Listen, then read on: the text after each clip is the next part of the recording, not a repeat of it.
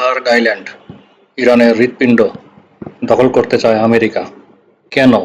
কী রহস্য? কী রহস্য লুকিয়ে আছে এই দ্বীপে? আমেরিকা খার্গ আইল্যান্ড দখল করে নিতে যাচ্ছে মূলত ইরানের তেল রপ্তানি নিয়ন্ত্রণের জন্য। দ্বীপটি ইরানের সবচেয়ে বড় তেল রপ্তানি কেন্দ্র, যেখানে প্রায় 90% তেল রপ্তানি হয়। তাই এটিকে দখল করলে ইরানের অর্থনীতি এবং বৈশ্বিক জ্বালানি বাজারে বড় প্রভাব পড়বে। এই খার্গ দ্বীপপুঞ্জের অবস্থান পারস্য উপসাগরে, ইরানের উপকূল থেকে মাত্র 24 কিলোমিটার দূরে। ইরানের প্রায় 90% ক্রুড অয়েল এখান থেকে বিশ্ববাজারে যায়। দ্বীপটি ইরানের অর্থনীতির প্রাণকেন্দ্র। এটি দখল করলে ইরানের আয়ের প্রধান উৎসই বন্ধ হয়ে যাবে।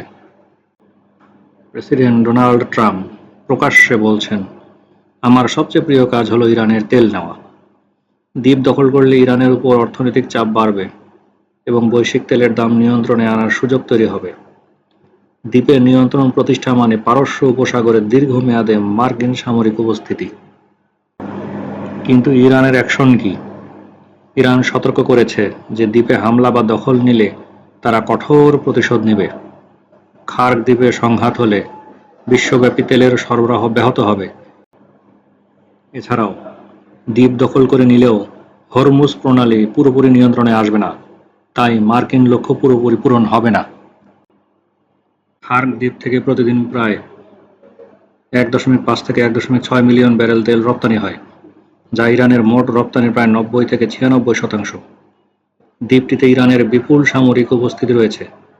এখানে বিমান প্রতিরক্ষা ব্যবস্থা, নৌঘাঁটি, মাইন সংরক্ষণ, মোতায়েন কেন্দ্র এবং ইসলামিক রিভলিউশনারি গার্ড কর্পস বা IRGCর কঠোর নিয়ন্ত্রণ বিদ্যমান।